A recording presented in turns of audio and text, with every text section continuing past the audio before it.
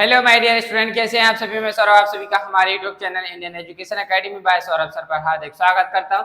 आशा करता हूं आप लोग एकदम मस्त होंगे, स्वस्थ होंगे, जबरदस्त होंगे। चलिए भाई, आज हमारी इंग्लिश ग्रामर की क्लास होने जा रही है, जिसमें हम पढ़ने वाले हैं वर्ब के अदर काइंड्स। क्या पढ़ने वाले हैं? वर्ब के अदर काइंड्स पढ़ने वाले हैं। आपको जैसा कि दिख रहा होगा बोर्ड पर, वर्ब के दो हमारे अदर काइंड्स होते हैं। पहला होता है हमारा फाइनाइट वर्ब, दूसरा होता है हमारा infinite verb.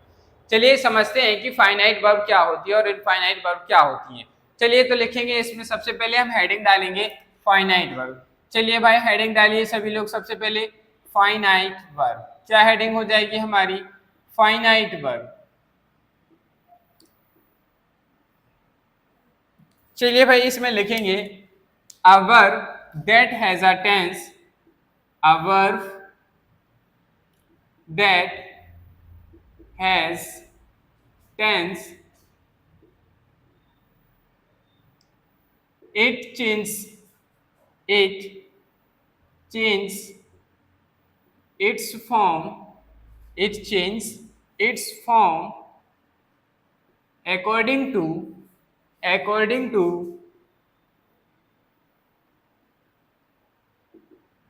according to its subject in number and person, in person and number। देखिए भाई मैंने लिखा है a verb that has tense, it change its form according to its subject in person and numbers. ऐसी verb जिसमें क्या हो, एक टेंस होता हो, जिसका एक अपना टेंस है। उस टेंस में जो वर्ब का फॉर्म है वो सब्जेक्ट के हिसाब से बदलता है। अगर कोई सिंगल फर्स्ट पर्सन है, सेकंड पर्सन है, थर्ड पर्सन है, तो उसके हिसाब से अलग अलग वर्ब यूज की जाती है। उसी वर्ब को हम क्या कहते हैं? फाइनाइट वर्ब कहते हैं। क्या कहते हैं भाई? फाइनाइट वर्ब कहते हैं। चलिए समझते हैं एग्जाम्पल की मदद से कि फाइनाइट वर्ब क्या होती है। देखिए भाई जैसे मैंने लिखा he writes a letter, he writes a letter. ठीक है भाई। अब इसी मैंने ये देखो यहाँ पे पर्सन है फर्स्ट, ये कौन सा पर्सन है? हमारा थर्ड पर्सन। सेम यहाँ पर मैंने दूसरा एग्जाम्पल लिखा दे। अब दे के साथ यहाँ राइट आएगा, क्या आएगा? दे राइट अ लेटर। तो देखिए भाई यहाँ ही था तो राइट्स आया, यहाँ दे है तो राइट आया। चेंज अलग आया कि नहीं? नेक्स्ट एग्जाम्पल से देखो भाई, जैसे मैंने लिखा she sings, she sings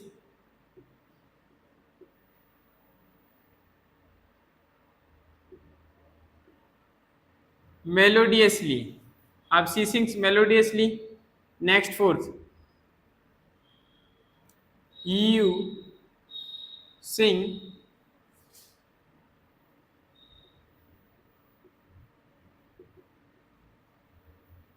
using melodiously. यहां पर देखिए भाई हमने चार एग्जाम्पल्स लिखे, he writes, they write, she sings, you sings. देखिए भाई हमारे यहाँ पर आपको मैंने बताया था कि सब्जेक्ट क्या होता है, ऑब्जेक्ट क्या होता है। ये जो दे लिखा हुआ है हमारा क्या है? सब्जेक्ट है।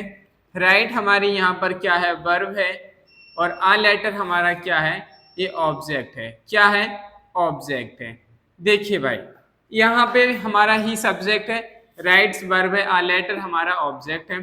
देखिए यहाँ ही था, थर्ड पर्सन था, तो उसके साथ हमने वर्ब में ईएस ऐड की। दे आया मतलब कि हमारा थर्ड पर्सन में प्लूरल फॉर्म आया, तो यहाँ पे क्या हो गया? देखो राइट हो गया। सिमिलरली इसी तरीके से हमने क्या किया? नेक्स्ट एग्जांपल लिखा, क्वेश्चन नंबर थर्ड, सी सिंग्स मेलोडियसली। सी थर्ड पर्सन है लेकिन सिंगुलर है तो सिंग्स आया। यू हमारा सेकंड पर्सन है, इस प्लूरल फॉर्म का सेंस दे रहा है, तो यहाँ पे हमने सिंग लिखा। मतलब कि जहाँ सब्जेक्ट के हिसाब से वर्ब बदलती रहती है, वहां उसे हम वर्ब को क्या कहेंगे? फाइनाइट वर्ब कहेंगे। क्या कहेंगे उसको? फाइनाइट वर्ब कहेंगे। आशा करता हूँ आपको समझ में आ गया कि फाइनाइट वर्ब है। अगर हम बात करेंगे सर हम कैसे पहचाने कि फाइनाइट वर्ब क्या है, तो लिखिए some points of finite verb. Next heading डालेंगे, यहाँ पे ऐसे लिख सकते हैं how to identify finite verb. दोनों चीजें लिख सकते हैं भाई, हाउ टू आइडेंटिफाई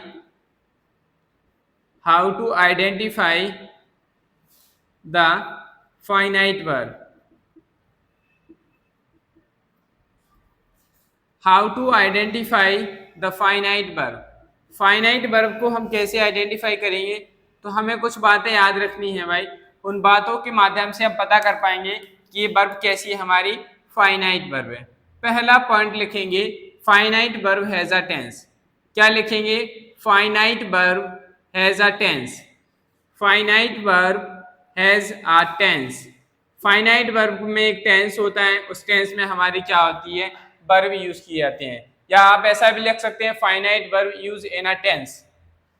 ठीक है भाई, finite verb has a tense, या आप इसको ऐसा भी लिख सकते हैं, finite verb is used in the tense. इसको ऐसे ही लिख लो आप, finite verb is used in the tense. Tense में हम इसको यूज करते हैं भाई। दूसरा पॉइंट है, we can make the we can make the singular and we can make the singular and plural form of finite verb। हमारे पास जो फाइनाइट वर्ब होगी उसका हम सिंगुलर और प्लूरल फॉर्म बना सकते हैं। देखिए भाई एग्जांपल की हेल्प से, देखिए यहाँ लिखा है ही राइट्स, ही सिंगुलर था तो सिंगुलर फॉर्म हमने वर्ब का यूज किया। दे हमारा प्लूरल हो गया तो राइट हमने प्लूरल केस यूज किया। इसमें देखिए सी सिंगुलर था तो सिंगुलर वर्ब आ गई, यू प्लूरल था तो प्लूरल वर्ब आ गई।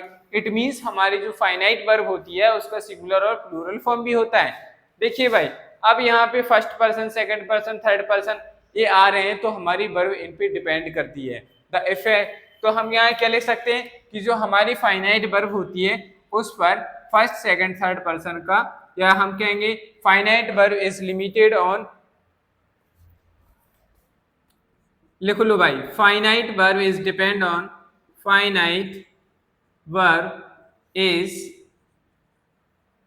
Depend on first, second and third person, on first, second and third person and third person. ये तीनों पॉइंट आपको याद रखने हैं भाई। और यहाँ बताइए नीचे क्या आपको दिख रहा है कि नहीं, सब कुछ क्लियर है कि नहीं? अभी आप लोगों को सब कुछ सही दिख रहा होगा। चलिए भाई आप लोग पहले इतना नोट कर लीजिए, फिर हम आगे आपको नेक्स्ट इनफाइनाइट वर्ब के बारे में बताते हैं। चलिए भाई समझते हैं कि इनफाइनाइट वर्ब क्या होती है। इनफाइनाइट वर्ब को हम नॉन फाइनाइट वर्ब कहते हैं। इट इज, इसको लिख लीजिए, it is also known as, it is also known as non finite verb, non finite verb. ठीक है भाई, अब हमसे पूछा गया कि व्हाट इज इनफाइनाइट वर्ब, तो हम लिखेंगे अ नॉन फाइनाइट वर्ब, इसी के आगे लिखिएगा, a non finite verb, a non finite verb is a verb, a non-finite verb is a verb that doesn't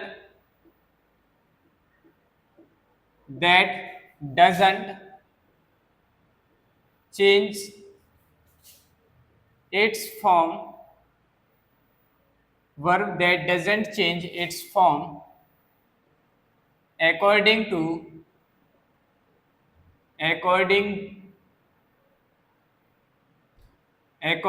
the subject, according to the subject। देखिए verb एक ऐसी वर्ब जो क्या करती है, सब्जेक्ट के हिसाब से अपना फॉर्म चेंज नहीं करती है, उसे हम नॉन फाइनाइट वर्ब या इनफाइनाइट वर्ब कहते हैं। हम हमारी जो इंग्लिश ग्रामर है इसमें इनफाइनाइट वर्ब को ज्यादातर नॉन फाइनाइट वर्ब ही पढ़ा जाता है। ठीक है, इसलिए मैं इनफाइनाइट वर्ब को नॉन फाइनाइट वर्ब ही कहूंगा, आपको समझ जाना है। तो हमारे पास जो नॉन फाइनाइट वर्ब होती हैं वो ऐसी वर्ब होती हैं जो सब्जेक्ट के हिसाब से चेंज नहीं होती हैं, उन पे एक ऊपर सब्जेक्ट का कोई इफेक्ट नहीं पड़ता है, मतलब सिंगुलर प्लूरल फॉर्म नहीं बनता है, उन्हें हम क्या कहते हैं, नॉन फाइनाइट वर्ब कहते हैं। बात करेंगे सर इसके क्या क्या पॉइंट हो जाएंगे कि हम कैसे पहचानेंगे सर ये नॉन फाइनाइट वर्ब है। तो यहाँ पे लिखिए हाउ टू आइडेंटिफाई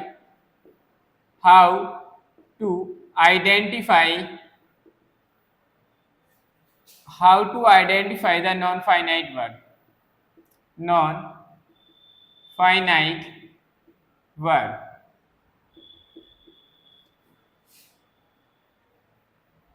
ये हमारी क्या बन गई, हेडिंग बन गई। इसमें चलिए भाई पॉइंट्स लिखेंगे। पहला पॉइंट है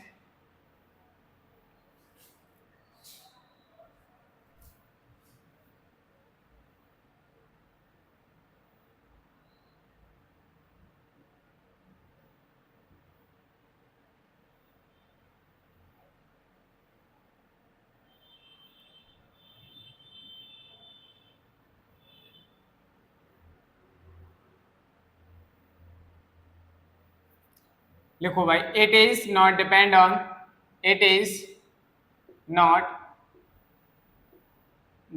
ऑन टेंस। ये टेंस के ऊपर निर्भर नहीं करती है भाई, ठीक है भाई, इसका टेंस से कोई लेना देना नहीं है।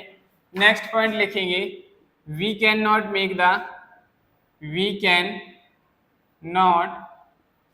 Make the singular and plural form we cannot make the singular and plural form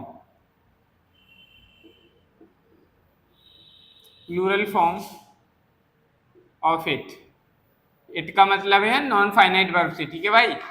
तीसरा पॉइंट है हमारा it is not depend on first, second and third person. ये फर्स्ट, सेकेंड, थर्ड पर्सन पे डिपेंड नहीं करती है। चलिए भाई समझते हैं एग्जाम्पल की हेल्प से। एग्जाम्पल जैसे मैंने कहा ही लाइक्स जॉगिंग, ठीक है भाई। नेक्स्ट मैंने लिखा दे लाइक जॉगिंग, कोई इफेक्ट पड़ा नहीं पड़ा, फर्स्ट ये हो गया second example. Next third example में जैसे मैंने कहा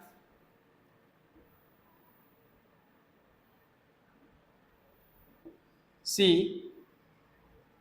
wants to learn swimming,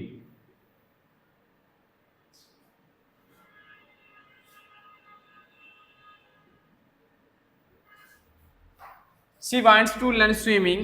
fourth point मैंने कहा you want to learn swimming।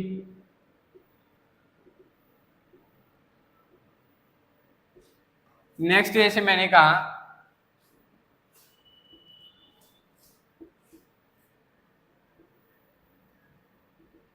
Radhika wants to learn skating। देखिए भाई मैंने आपके सामने 5 एग्जांपल्स लिखे हैं। He likes jogging, they like jogging, she wants to learn swimming and you want to learn swimming, Radhika wants to learn skating. देखिए भाई हमारी जो जॉगिंग है इसमें हमारी ये भी क्या है, जॉगिंग वर्ब है, क्या है, वर्ब है। तो इसमें देखिए इस पे कोई इफेक्ट पड़ रहा है भाई, चाहे कोई सा भी सेंटेंस आ जाए।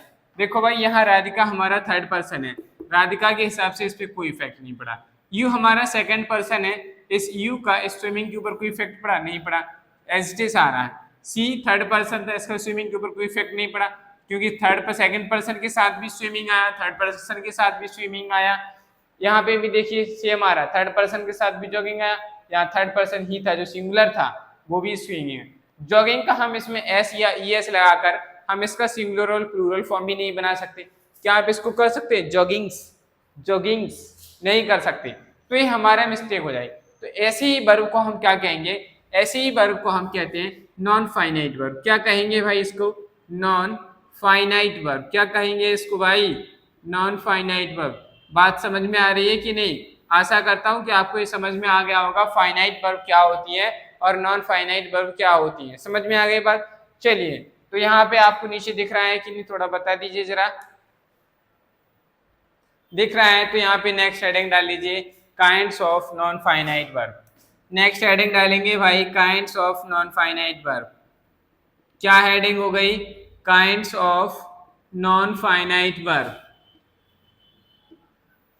नॉन फाइनाइट वर्ब, तो लिखिए भाई कितने काइंड्स होते हैं नॉन फाइनाइट वर्ब के? 3 काइंड्स होते हैं। कितने होते हैं? There are 3 kinds of non finite verb. तो यहाँ पे लिखेंगे there are 3 kinds. There are 3 kinds. कितने होते हैं भाई? 3 काइंड्स होते हैं। चलिए भाई नाम लिख लीजिए फटाफट। यहाँ पे लिखिए भाई पहला नंबर, पहले होते हैं हमारे इन्फिनेटिव,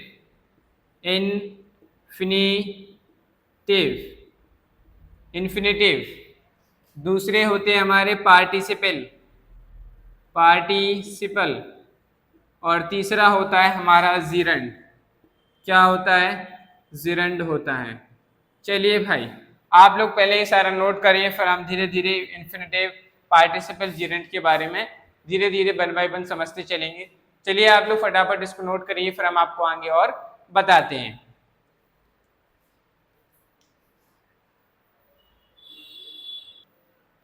चलिए भाई नेक्स्ट समझते हैं इन्फिनेटिव वर्ब के बारे में। हमने पढ़ा है कि जो नॉन फाइनाइट वर्ब होती हैं वो 3 काइंड्स की होती हैं।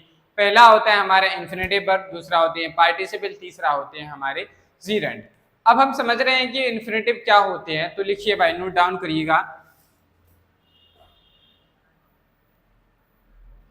It is the form of, लिखिए it is the form of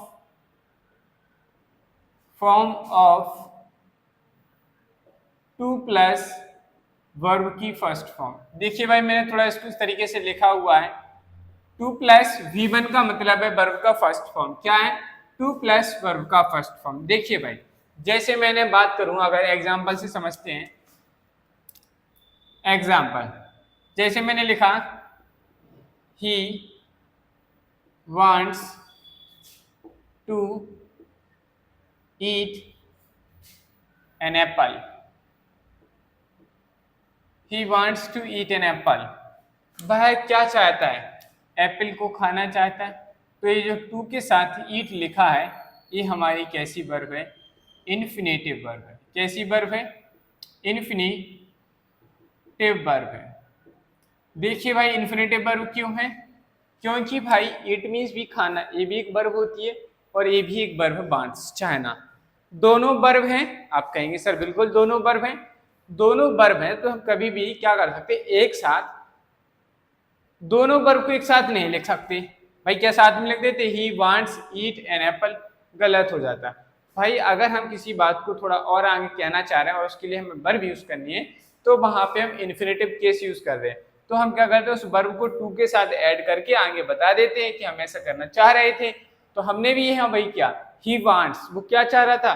to eat, खाना चाह रहा था। क्या? एन एप्पल को। तो he wants to eat an apple. तो जो टू ईट आया है हमारी इन्फिनेटिव वर्ब हो गई। वांट्स हमारी फाइनाइट वर्ब हो गई। कैसी वर्ब हो गई भाई? फाइनाइट वर्ब हो गई। एन एप्पल हमारा ऑब्जेक्ट हो गया, ही हमारा सब्जेक्ट हो गया। इतनी सी बात समझ में आई कि नहीं आई भाई? चलिए आप कहेंगे सर बिल्कुल आई समझ में। चलिए तो नेक्स्ट लिखेंगे। नेक्स्ट एग्जाम्पल क्या हो जाएगा? जैसे मैंने कहा रोनी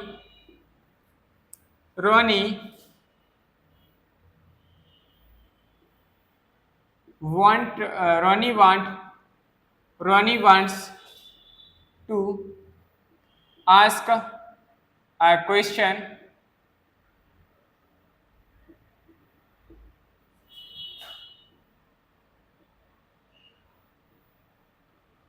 with him। देखिए Ronnie wants to ask a question with him. Ronnie जो है वो पूछना चाहता था उनसे क्वेश्चन।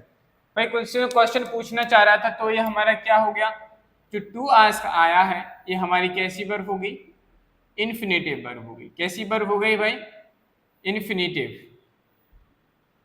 इन्फिनेटिव वर्ब हो गई। समझ में आ रही बात की नहीं भाई, समझ में आ गया। चलिए अब हमें सीखना है फंक्शन या हम कहें uses of infinitive verb. Use हम इन्फिनेटिव वर्ब को कैसे कैसे यूज कर सकते हैं, तो लिखेंगे, हेडिंग डालेंगे सबसे पहले uses of infinitive verb. Heading डाल लीजिए भाई, यूजेज ऑफ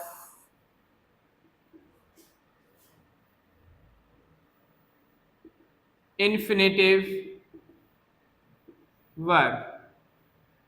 इन्फिनेटिव वर्ब के यूजेस के बारे में हम सीख रहे हैं। क्या सीख रहे हैं, इन्फिनेटिव वर्ब के यूजेस के बारे में सीख रहे हैं। तो लिखेंगे इसमें पहला यूज है to use as a subject of verb, as a subject of verb in the sentence, in the sentence। इसका मतलब ये हुआ कि जो हमारा इन्फिनेटिव है केस है, मतलब टू प्लस वर्ब की फर्स्ट फॉर्म है, इसको हम सेंटेंस में सब्जेक्ट की तरह भी यूज करते हैं। चलिए देखते हैं एग्जांपल की हेल्प से कैसे यूज करते हैं। जैसे मैंने कहा to be honest, to be honest is the best policy, to be honest is the best policy। देखो हमने क्या लिखा, टू बी ऑनेस्ट, ये पूरा हमारा क्या हो गया, सब्जेक्ट हो गया। ये पूरा हमारा क्या है, सब्जेक्ट है। इज हमारे यहाँ क्या हो गई, वर्ब हो गई। क्या हो गई भाई, वर्ब हो गई। और ये द बेस्ट पॉलिसी हमारा क्या हो गया, ऑब्जेक्ट हो गया। तो इस वर्ब का ये क्या है, सब्जेक्ट है। तो ये हमारा क्या हो गया कि हम इन्फिनेटिव वर्ब को एज ए सब्जेक्ट की तरह यूज कर सकते हैं। आप कहेंगे बिल्कुल सर यूज कर सकते हैं। जैसे मैंने नेक्स्ट एग्जांपल में कहा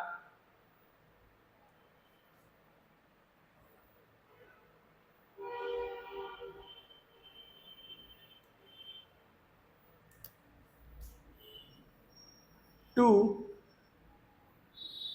learn is a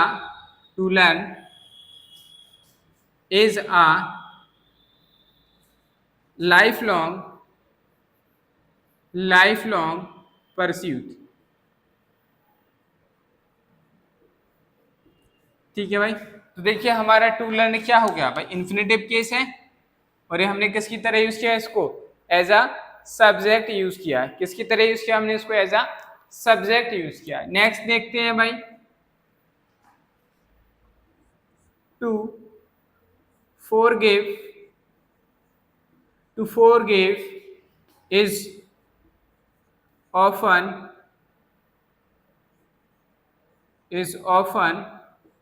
harder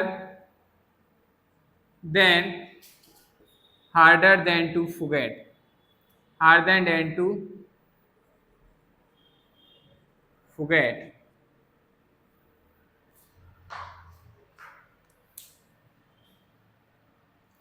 देखिए to forgive is often harder than to forget। भूल जाने से ज्यादा मुश्किल काम है किसी चीज को त्याग देना। तो ये भी हमारा देखो यहाँ पे क्या हुआ, टू forgive हमारा क्या है, इन्फिनेटिव फॉर्म है। इसको हमने किसकी तरह यूज किया है, सब्जेक्ट की तरह यूज किया। किसकी तरह यूज किया, सब्जेक्ट की तरह यूज किया। तो आपको पहला यूज समझ में आ गया होगा कि हम इन्फिनेटिव वर्ब को एज ए सब्जेक्ट भी यूज कर सकते हैं। तो हमें इसमें कोई दिक्कत, कोई समस्या है तो बताइए, नहीं है तो आप लोग पहले इसको नोट डाउन कर लीजिए, फिर हम इसका नेक्स्ट यूज सीखते हैं वर्ब का। बाकी के यूजेस हम कल की क्लास में सीखेंगे। आशा करता हूं कि आपको ये चीज अभी तक जो भी कुछ बताया है इस क्लास में वो आपको समझ में आ गया होगा। अगर आपको वीडियो पसंद आए, वीडियो को लाइक करें, चैनल को सब्सक्राइब करें और ज्यादा से ज्यादा अपने दोस्तों के साथ शेयर करें। चलिए आज के लिए इतना ही रखते हैं, मिलते हैं कल, इसके आगे की चीजों को करते हैं। Okay bye.